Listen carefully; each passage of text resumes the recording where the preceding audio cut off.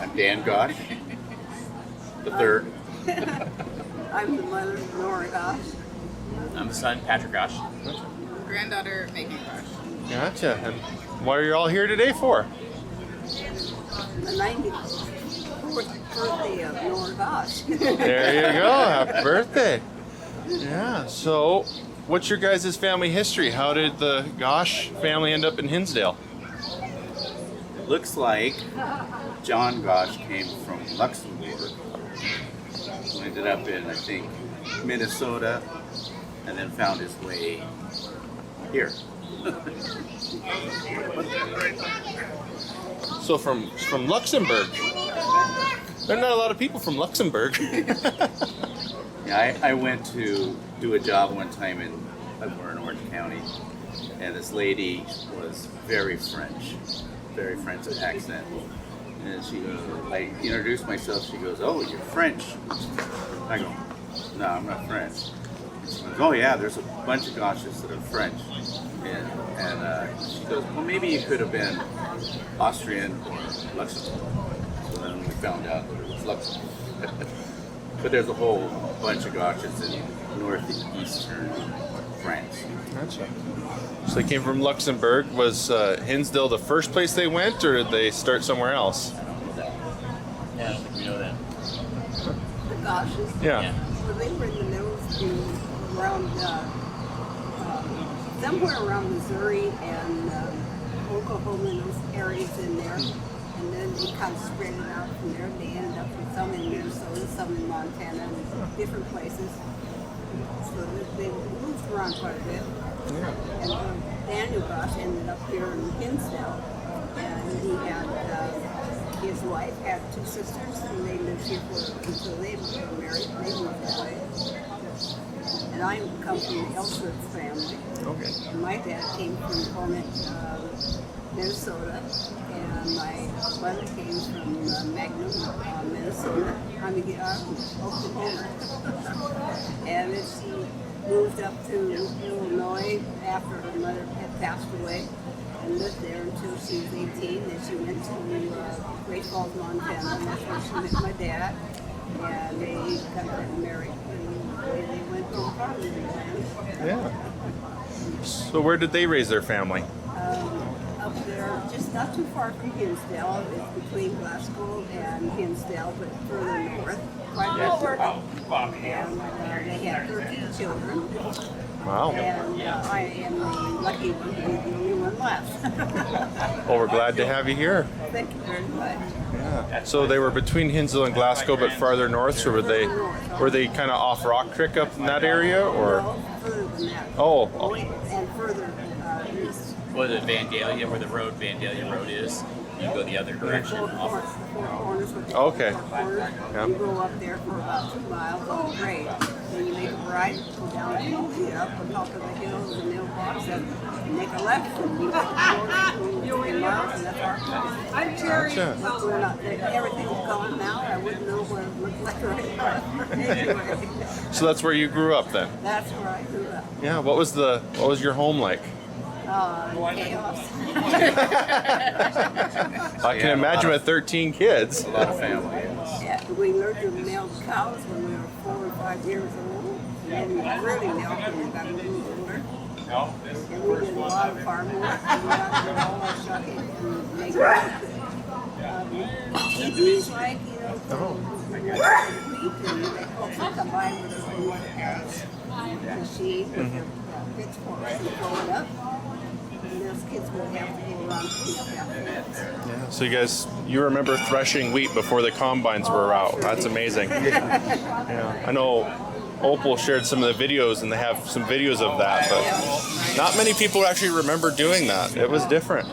And it was a lot of fun though, because after they go and cut it, that they make it bound a certain amount of it in a wire, and then between my brother and I, we have to go row by row and back the teepees. You go for miles down and then miles back. You did a lot. Yeah. We'll talk about when you would milk. You would churn it. You had a treat for doing it. Yeah, we had a separator, they called it, and I can't tell you how many bits. There were over 100, but they were this high. And and we pour the milk in, and we go until we got the cream. And then I got the blood milk. If the boys were naughty and didn't milk, then I had to milk their cows. I got the blood milk. You couldn't get any. I had fun. Yeah. I enjoyed it. Yeah. What was your favorite chores growing up? Nothing. Nothing. But there was never a time for nothing. What was the worst one to do? The worst I think was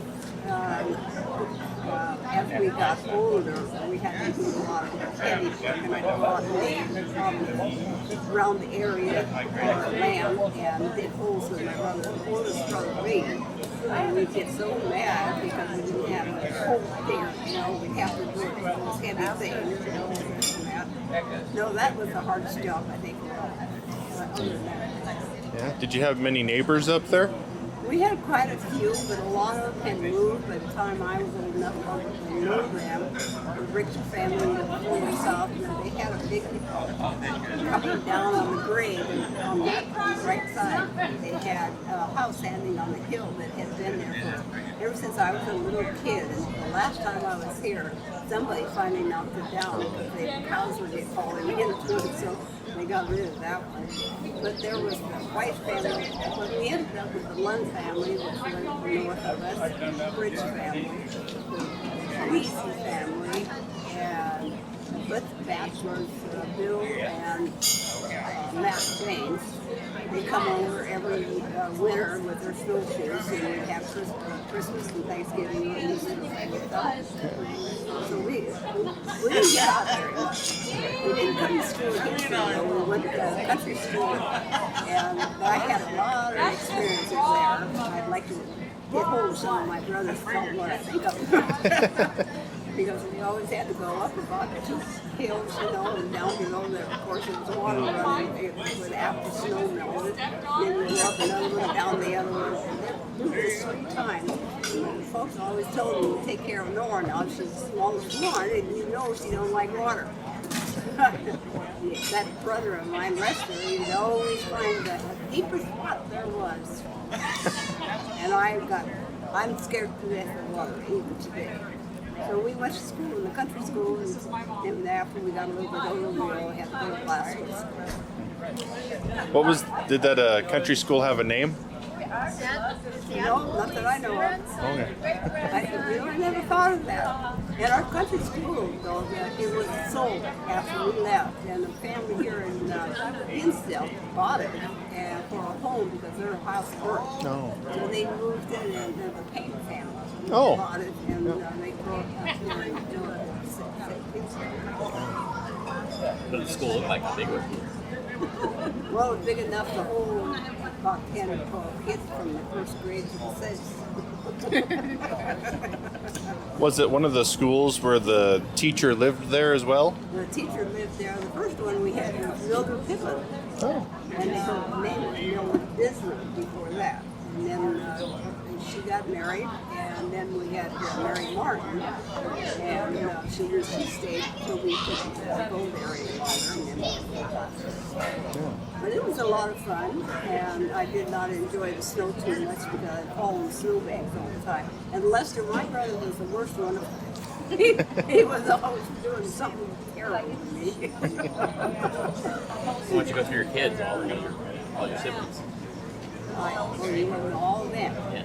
Okay, my oldest sister is Elizabeth, and Orly was a little baby that died when she was not even a month old. And then there was Lee, Lester, Leona, Roy, Nora, Boyd that passed away, then Wesley, and then Lois, she passed away. And then a few years later comes me, Boy, and Leon, and then Carol. Yeah. 10 of us. I'm not sure I would have remembered all of them. So, what was it like for your mother having all of the kids in the house? How did you have enough room to sleep? How did she feed all of them? What was that household like? Mother was a good cook. She was a chef. By the time we got older and went to school in Glasgow, well, then she became a chef in Montana. Oh. And but other than that, the house burned. they had a house with only the front room, the basement, and their bedroom. And then they added on to where the first mother had finally got a washing machine. Then they added on a two-story house. That's where it's little grass is. But it burnt. Now I'm not sure of the year. It was in 1936, 37 in there. And then we all went over to Matt James's place and stayed there until they bought another basement down in the coulee. And then we stayed there. But this house wasn't as big. All my sisters lived in one bedroom. Brothers lived in two of them. And if you couldn't find a bed, you slept in the floor. Then Lee was the oldest one. He left. Then pretty soon Leona left. And then Lester and Leona Lester and Leona were taken out of school and taken back out to the farm to help Dad because he was getting a little older, he couldn't go out and work himself. So then it was just Roy, I, and then little and I had to take care of them at noon. I'd come home and get lunch for them all so that they go back to school. And they always ate everything. I was so crazy, I should have eaten before they got there. But no, I waited for them to eat. And I didn't have anything to eat, so I ate mustard sandwiches. And to this day, I like mustard. Well, your mom must have been quite a cook. Did you have a favorite meal that she would prepare? Oh, we had all kinds of favorite meals. She used to cook the southern food, you know, and it was always the big ones. I remember we had a wood stove, a cast iron stove that had all kinds of burners, and then keep the water warm, you know. Thing up above, you put your bread up there when you make it long, this and that. So I had to do the cooking when the Thrashers came when I was 8 years old. Mother went to the hospital to have another baby. And Dad helped me come in from the field, and I had everything done except for I forgot about the bread being up there warm. You let it raise. And well, it was starting to come over, so he hurried it and pushed it back in, stuck it in the oven, and after that they came and boy, they had a good meal anyway. There you go. Did you guys have to have quite a garden to help provide food? We had a garden. I couldn't tell you how long the potatoes were. I know that was for a while, but that was the biggest amount of things. And then the rest of it, if I was home, it would sure be a lot bigger in this area to show you what it actually was. So Mother and I'd go out, and Roy would go out with us, you know, when we were younger, and we'd take lettuce, I'd take butter and a knife, and we'd always have radishes and onion sandwiches for lunch, so we could whole weeds and all this stuff. And first we had planted, of course. And so we had a lot of fun doing it, but at the same time, to us, it was a lot of work, and we would have to get out of there. Yeah. Do you have any livestock, chickens or cattle or anything? We had cattle, horses, and we had chickens, and we raised pigs for a meal. And we had all of our own food, and we canned everything in the garden. It took us all summer to do all the canning. All the fruit we have to buy from Mr. Winborn from Hinsdale. And every year we'd come in September to pay the bills we had all year long. And he'd give us kids candy. And Roy and I, we were the little army kids. And we'd get home and we would grab the candy and we'd go hide it. And they want to know where that candy was, and nobody would agree that they took it. But they knew Nora and Roy did. But we hid it so many places they made us find it.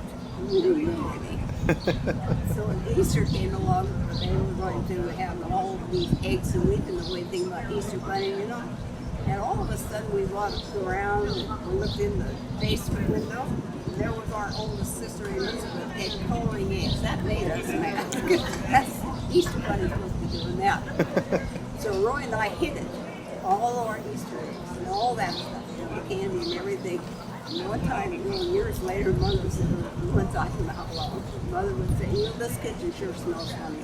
There is something in this house that smells. So we all had to find it. Roy and I hid all our stuff up above the the little thing that she had all the dishes in, and they were all rotten. Sounds like Roy was your partner in crime, Oh, huh? he was. Dad always gave us haircuts, and that included food. And he'd put that pot on top of our head, you know. And I wanted to go get my haircut. I was sick of that haircut. So I told Roy, I'm going to run away from home. I'm not going to have Dad cut my hair. So I don't want to cut mine, so I'll run too. But he's a sissy. And that's what I called him, sissy all the time. Because he got down to the barn. That's how far we went. That's the barn was right down there. That's how far we ran away from home. We went down there, and he said, it's getting dark. I'm scared. I'm going, I know you're not. You're saying really me. And he would. So finally, he told them where I was. Just talking about you and your brother Roy. You guys decided to run away to escape a haircut, and he ratted you out, huh? Yes, he did. I'm the only one that got in trouble for that one. But living on the farm was hard because we had no money. This is in the 30s and the 40s, beginning of the very part of the 50s. But by that time, we didn't have the cattle that we had, and the younger children didn't have to really work the feed because there was no cattle to milk or whatever. And so, but we had wheat, and the big boys went out and did the drive.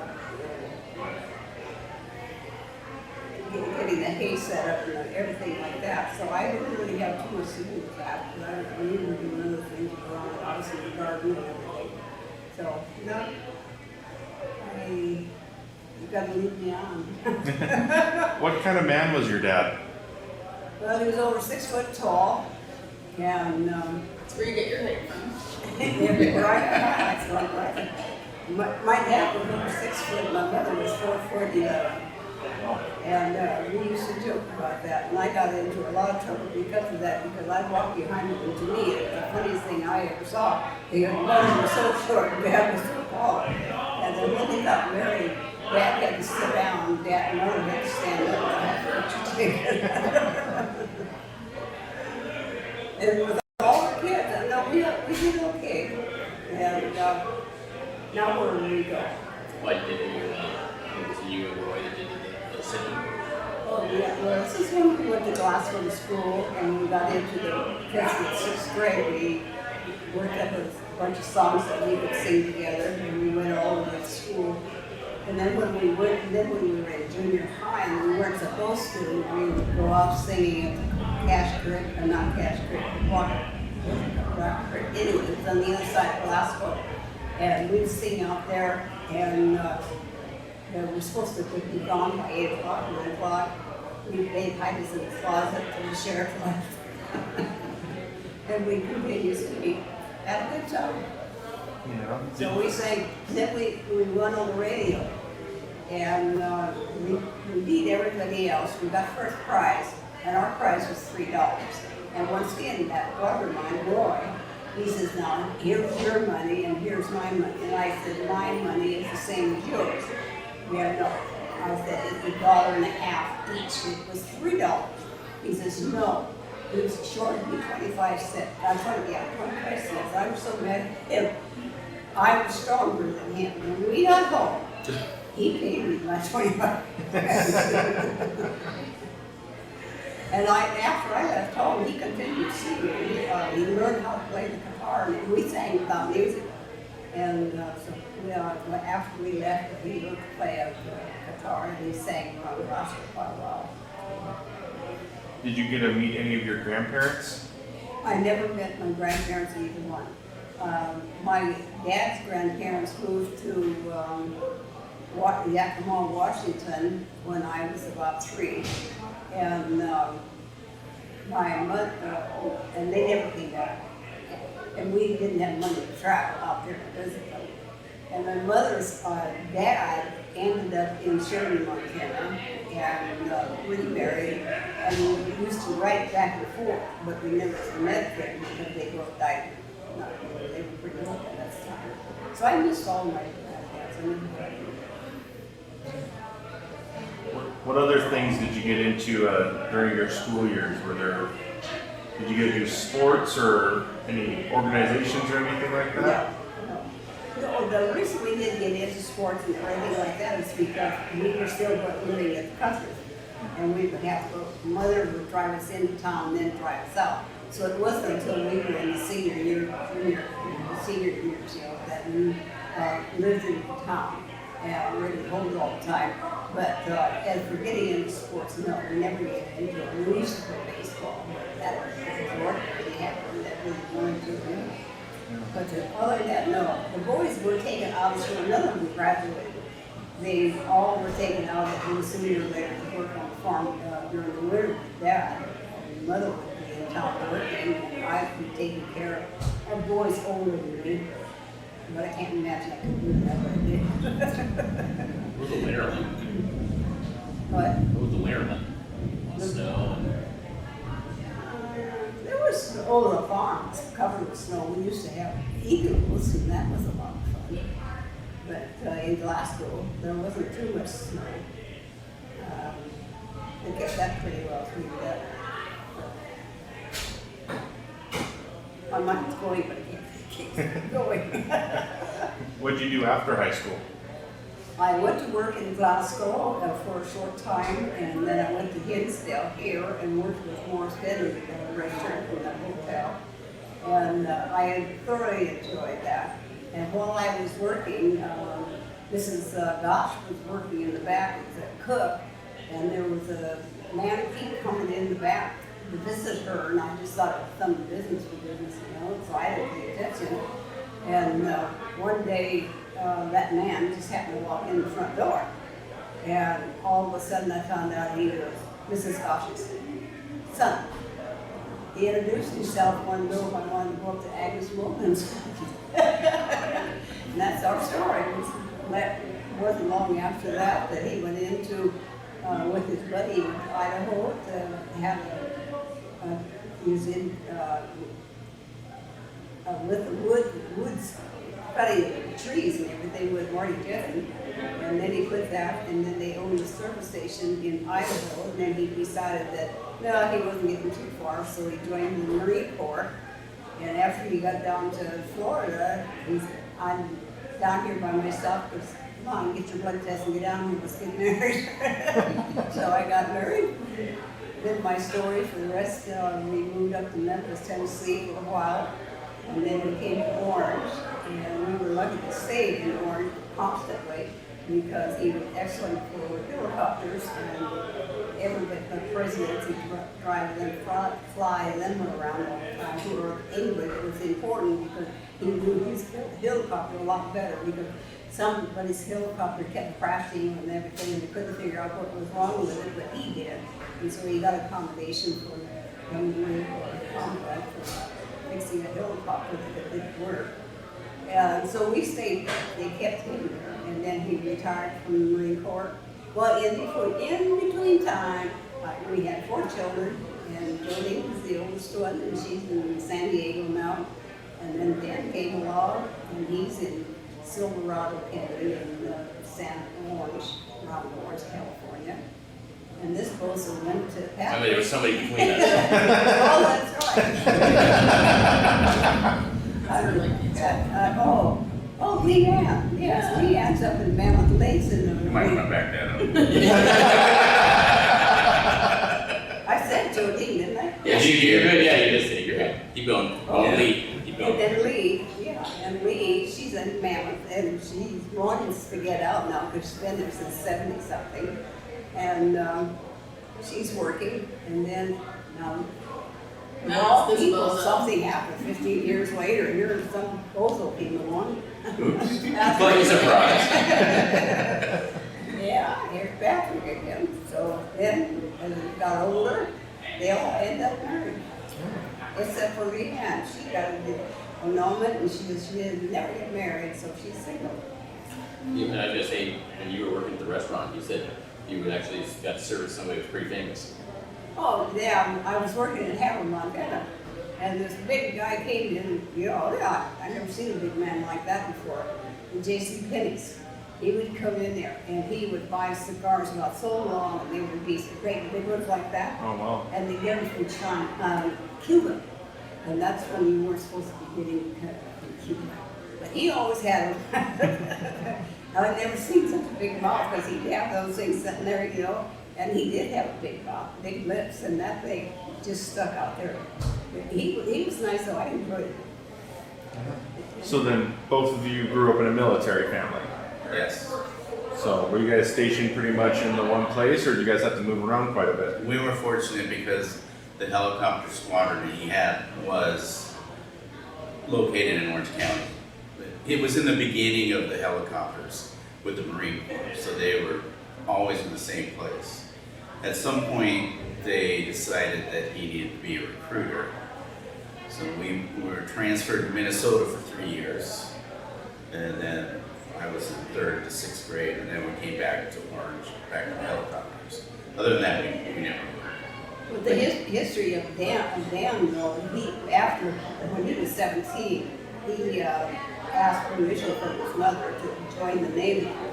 And so she said, if I sign, and you promise me that you finish high school, when you get out, I will sign it, but I won't if you don't promise me. Well, he did. And he went to the Navy during World War II. And when he came out, he did go back to high school. And that's when he went to, him and his friend went down to Idaho. And he was doing in the course and then the service station. Then he decided to go into the Marine Corps and he wasn't really good there. So then Marty, his friend, was supposed to go with him, only he didn't. He went because his brother needed him. And they were in a trailer or something. Yeah. And they passed away, both brothers passed away that night because of gas in the cabin.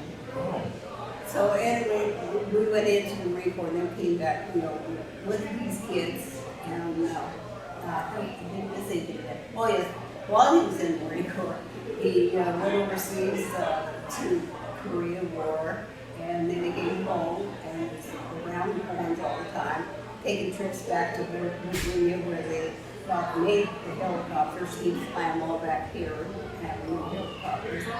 Other than that, then he would go over to Vietnam and we spent it was supposed to be a year, but President Eisenhower was president that day at that time, and he decided to go there, so they kept him over there flying him around, and then he came home, and then we went to Minnesota. Well, yeah, see, he did do Korea, Vietnam, and things in between that we're not supposed to know about. Yeah, so I can't wait for that. Well, and we would get vacation every year to come here if he wasn't on a mission. So they would do a nuclear testing out at Wake Island, and there was bad weather for a long time, so they sent him back home. So we had the time. We came up here to Montana. We were young kids. We're sleeping in the back of the Ford station wagon. We pulled up to Chester Hotel, and Dad was out there. We're still getting up and getting out of the truck. And he hugged Grandma. She handed him an envelope. He read the envelope, hugged her, came back out in the car, and turned around and left because he was recalled to go back to the Wake Islands. It's been a lot of travel for nothing, huh? Yes, yes. We didn't even get out of the car. And then after he retired from the Marine Corps, before that though, I worked at school as an instructor for the children, and then I went from there to the Angel Stadium, and then we both retired in 1996. And then, but I did from the school, but then I went back over to the stadium and worked for another 27 years. So then I quit in 2010, I think he was retired, and he passed away the same month. And so I've been alone and the family and having fun. So outside of his military career, what kind of guy was your dad? He was very driven. He did all his own mechanics. When we would go to Indian guides, we would go and he was always the biggest kid there. He would be he'd climb trees all the time, and all the little kids would, Dad, that's cool. Why don't you do it? I said, shut up, kid. So, what's Indian guys? It was, I mean, It was real rough. They were called Indian guides. It would be something like Boy Scouts, but it was Indian guides, and they would go camping. yeah, probably even before Cub Scouts. Yeah. And everybody knew where the golf was at because Gab went out there with a great woodcut. And the big thing, on the very top of it was a flame. And everybody came and looking for the golf shop. They'd forget the golf shop was right there. And they always knew where the golf was. Yeah, my dad was very, very rigid. I mean, he was a master sergeant, highest non-commissioned officer position you could get, and he was very, always had his uniform perfect. You know, everybody always talked about the hem was perfect, and the line and crease was perfect, and whatever else. So he was always polished and whatever else, and he would try to drive us to do that, and of course we would always challenge him. You know, you have to rebel against your parents, but he was always willing to do things. I mean, as a kid. One of the stories, I wanted to mow the lawn, and I was a young kid, and you know, so he took the lawnmower blade off, and started up, and I'd push it around the front yard, and people would drive by and knock on the door and say, "You know, your son's doing that," and we would say, "Well, the blade's not in it." You know, that's his thing. You know. It's gonna take you a long time to get that lawn mowed. No, yeah. And then I remember I was going to play football, and he didn't have big sports except for here. We were a 6-man team back then, you know, in Hinsdale. And so everybody else wanted to do the gym, and says, "No, I'll take you to the military base." And would take me, and would do all the training the Marines would do. I had to climb the rope and do whatever. And to me, that was, you know, how to be a man, how to get strong, and, you know, be able to compete, you know. And it was just different that way, but he was good, and, you know, very attentive, and very lucky we had him. When we went to Minnesota, land of 10,000 lakes, Penny Pond along the side of the road is the lake. And we would go fishing probably every week. It was one of his favorite things to do. He took me out one morning about 6 o'clock to go fishing. I've never been on a boat or anything like that, you know. And he get out there, and he put something on the hook, and he says, "Now you look over there." And I saw him looking at a bunch of trees or what, bushes or whatever. He says, "Now throw it in there." And I threw it in there, and I came out with a great big fish about this long. And I was so surprised, I would have eaten the frog off. So I had a fish, and that's the first fish I ever caught. Yeah, he was pretty skilled. He was in the Marine, when we were in Minnesota, he was in the Marine Corps softball team. He was the pitcher, and I was the bat boy. And my sister and her friend went with us to a game one time. We were coming back, and we stopped at A&W, and we all got stuff, and we're sitting there, and all of a sudden Dad just started looking around, and I just wasn't sure what he was looking for, but all of a sudden it got real quiet. You didn't hear any birds or anything, and he says, "Grab your stuff, we gotta go." And within a little bit, there was tornadoes that tore through and destroyed the next town over from us. He knew the signs. There were 7 of them that night. We had our share of them. Yeah, so he was like a master gardener. Our house was, you know, he just would tinker with plants and just grow incredible plants. And we finally got to the point that people wanted to get married in our backyard because it was just so elegant. And Mr. Schaefer lived across the street, and he was a master gardener, so they would have competitions on who could grow the most unusual plant, and, you know, create a jungle in the backyard. And it was always fun to go check out all the different plants, and we loved it. So, growing up mostly in California with a military father, what was it like coming back to Hinsdale on holiday? Oh, we always had fun. It was, I mean, we look forward to it every year. Was it a little bit of a culture shock? Well, I was so young when we started coming here. It was second nature to me. And then you spent time here with the whole teams. Right, yeah, and the Ellsworths. And, I mean, it's something I loved. It's kind of set me on some of that. Some of the steer stuff and everything. Yeah. So, what relatives do you have up here in Hinsdale that are still in the community? Opal and Dean and You'll find that most of them, Yeah. nieces or nephews or cousins. the Mogans. and yeah, Ralph and yeah. So, little town sometimes feels like a little bit of a time capsule, but it has changed. What's different today out here on 4th of July weekend versus when you were coming up on as a kid? There's some less buildings. There were different stuff in the buildings. It's a little more sparse now. But Main place is completely changed because the northern hotels where I worked in the restaurant, and I went from the restaurant to the hotel, and then over to the bar if I needed to change from the restaurant. And none of that's there. I mean, none of it's there. And coming down Main Street, most of the buildings are not here anymore, but new ones have been put in their place. our grandma, Gosh, lived in the Chester Hotel with our Uncle Parm and some of their relatives. And we used to love to go see Uncle Parm. There was a basement, and he grew minnows, and he'd always go fishing. So go down there and help him with the minnows. And we'd always take turns spending the night with Grandma. And that place is not there anymore. well, even the ranch, we used to go, in Katie's place, Oh, yeah. or 2014s, or stuff like that. That was our circuit, right? They're not up and down, Oh, yeah. they're not there anymore. I mean, And the movies. yeah. So, how about you? You're second generation removed from the community, but you still have a lot of family up here. Is this your first trip to Hinsdale, or have you been here before? This is my first trip. What do you think?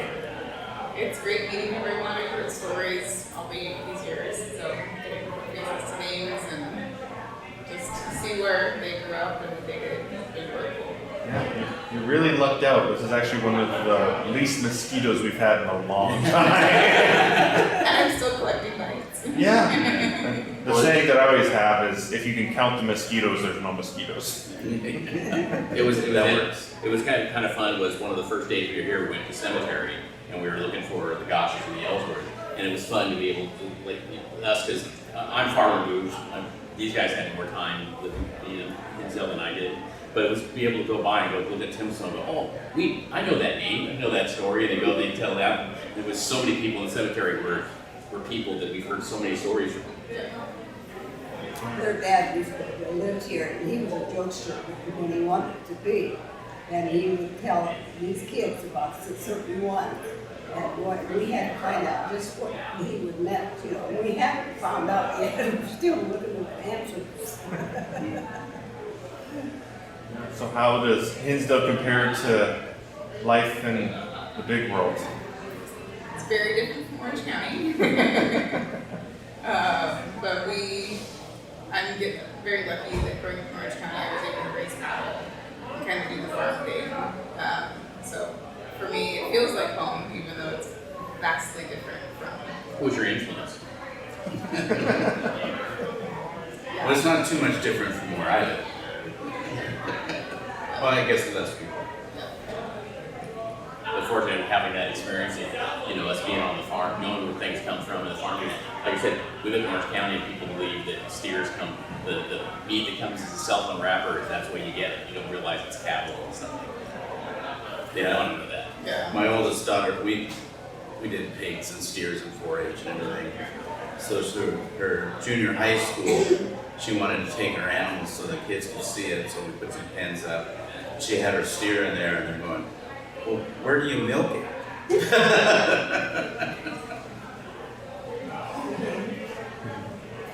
And somebody brought their steer and put them back behind the seat.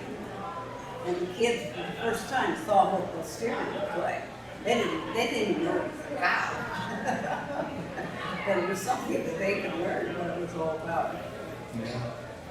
What were holidays like when you were growing up? We always had big meals. We were all alone, except for a couple of them, Matt James and Bill James. They were farmers, they were bachelors. And so they'd put their snowshoes on and they'd come over and they'd have dinner with us and we'd have a little bit of, and then of course parents all played games and then all card games. And then as we got older, we would play card games more. And then we'd always have chauffeur baskets in the summer, and all the farmers around would come and they had auction off a basket. And I always wanted this Wayne Stone. I want him to buy my basket because he never did. Have any of those holiday traditions continued to your kids and grandkids, or has it just changed a lot? It has changed, yeah. Yes. We have all of them, and then the extra family came along, and then we'd all get together and have extra time. So good times. We like to celebrate. And a lot of celebrating. Did you have any pets growing up? No, we did not, and you know, we had 101 cats. Even now, I can't believe we didn't have a cat as a pet. But Dad wouldn't let us have one. They were wild, and they were there to take care of all the mice and the field rats and all this and that. So no, we never had a pet. My brother, that Western, that was younger than myself, I don't know how he got it, but he got a little dog. And he didn't have it very long because the neighbor came around. And that was the only pet that ever came in that house, that little dog. Wow. Did you get to ride horses as a kid? Oh yeah, we rode horses, my brother Roy and I did all the time. And he had to sit in the saddle all the time. He wouldn't let me sit in the saddle. I had to sit in the back. And one experience that I was really furious with him for, we went to the reservoir to let him drink water because we were just driving around, riding around that day with the cattle, getting the cattle coming in from milking.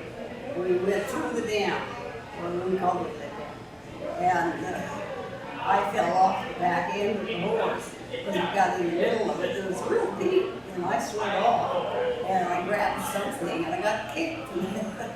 It was a horse. He kicked me because I was holding his tail. That explains a lot. Well, I didn't know what kicked me at the end of it, so I found out it was a horse kick. I had his tail. But no, we did young things like that. Do you remember any of the horses' names? Oh yeah, Two Spot was the riding horse, Dick and Dan. Dick was a great, big, enormous white dog, a horse. And he was the first horse that Dad ever had. He was horses to begin with. And then he got Dan. And Dick worked for over 20 years. And he was put out to pasture. And then we got another one. And Dan was a wild, and we didn't ride him. And every time I think of it, I think of it now. I laugh now, but I didn't at the time. Roy and I had to go up on the field, and we had to plow, and we used horses. And he says, now I'm riding Two Spot, you're riding Dan. I can't ride him. No, he bucks you off. I can't ride him. Well, he got on Two Spot and started off. Well, I had to ride Dan.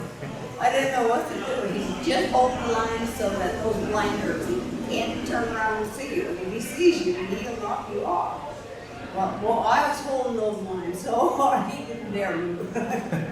So I rode him home, but boy, he sure got in trouble that night. You got hold and you let your sister ride that horse. Yeah, I'm assuming on the homestead, if you were still using horses when your dad started, it probably didn't have any utilities. I'm guessing that there probably wasn't any indoor plumbing, or probably wasn't even electricity. We never had anything like that. And I remember going home one time. I think the kids were pretty.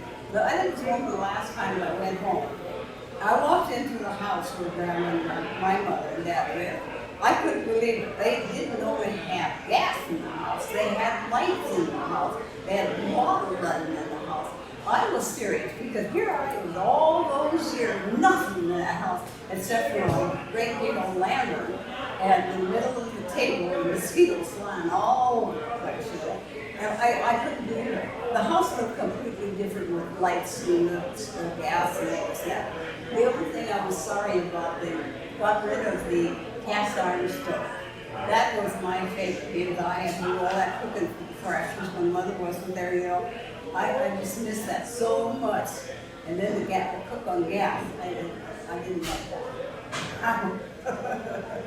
Did you guys ever have an ice house, or remember when they were using blocks of ice? No, when our house burned in 1936 or 37, somewhere in there, the house that we bought had an ice when it was separated.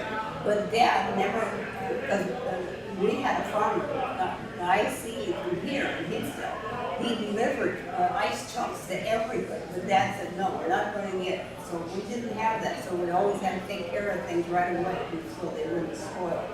And we did all the canning. We never had any way to freeze anything. We didn't have a refrigerator or freezer. And so we had everything, and the basement was full of water. Now, the basement was cold because there was nothing down there, but we didn't finish the basement, so it was really cold down there. Potatoes saved all winter long, the carrots and things like that. But other than that, so that's about it. So you went off with your husband, who was military. Where'd all your other siblings go? I'm guessing that having a double digits, they probably scattered pretty well. Oh, they went all over the United States. Lee stayed here. He married Brady Johnson and lived out here. Leona went to Washington for a while, but she ended up in Arizona. Lester ended up in Alaska. Roy ended up in Glasgow, stayed there because he was the barber of Glasgow. I went to California. Nora. Wesley, he went to Great Falls, Montana, but ended up in Alaska also, but then came back to Montana. Wesley did heavy equipment work in the northern slopes of Alaska. So he'd be there like all winter when it was all frozen. They could move it around, and then it turned to marsh in the spring and stuff. So he would come back here to Montana. Wesley, and then Lloyd and Liam, they were both close together within a year before. So they were real young. They didn't go to school after the 6th grade, I think. And they got on a combine and started combining in between different areas of the states. And they ended up in New Jersey. And they both had the roofing business. And they both got passed on. Carol, she's the youngest one, and she ended up in a little place in Brown Brisbane, North Dakota. Yeah, they definitely did spread out, didn't they? Did. From Yeah. coast to coast.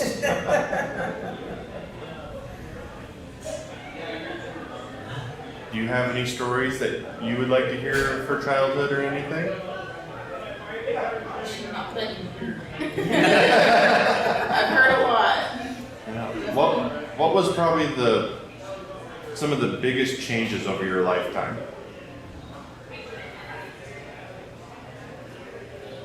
I think my biggest, Would be me. the biggest experience of my life was when I decided I was leaving home. I walked out the door. I had no money. I had only what I had on. And then after I walked out the door, I got scared. And I thought, what am I going to do? I just happened to see an old boyfriend, a friend that I'm not even with. I met a friend that he wanted to go with me, and I didn't care for it that way. I didn't go with it, but he married my friend. And they said, well, you come and stay with us. So I stayed with them until I got my clothes and all this and that. And then my brother Lee said, Mr. Morstead was looking for somebody to work here. And so I came up and he said, yes, I would like to have you. But he says, you don't have to worry about getting a hotel or anything like that. We live in the back in the bedroom. So I stayed in the room and I worked there. And when the railroad conductors used to come into the restaurant, and they liked me, and they said, why don't you come to Havre and work in the Bunkers Cafe? And I said, well, I was scared. I didn't know about traveling. I was smart enough to leave home, and then not smart enough to leave. I was careful about leaving home, but I knew it wasn't too far. If I got in trouble, I knew I could go back. But he said, no, I'll take care of you. We'll help you. Don't worry about it. And they did. And I had a really good time there. And then I left there with Mrs. Trenny for a while. And that's when my husband said, come on now, you're getting married. Not even here and asking you, telling you from somewhere else to do it. I mean, that's, Yeah. So that was it. I'm just checking the battery real quick. Oh, we're good. there was something that's kind of funny just recently happened when I like to garden and I live in Idaho, and I was talking about these weeds, and my mom kind of goes, "That's not weeds. That's something that you eat." Yeah. Now I forgot what the name of it was. Oh, like some lamb's quarters. Yeah, lamb quarter, exactly. Yeah. And when we were home, I loved it. I thought that was even better than spinach. I love spinach. I've heard it's a spinach substitute. I've heard that before. Yeah. And so I'd go out and I'd get it, and I'd come in, and Mother says, "You why don't you cook it?" So I'd cook it, and I'd get that for my dinner and or whatever else. And my brothers wanted it too. And I said, "No," I said, "That's mine." So Mother got me in the room. If you go help her pick it, you can eat something. If you don't help her, you don't get it. Well, they didn't get it.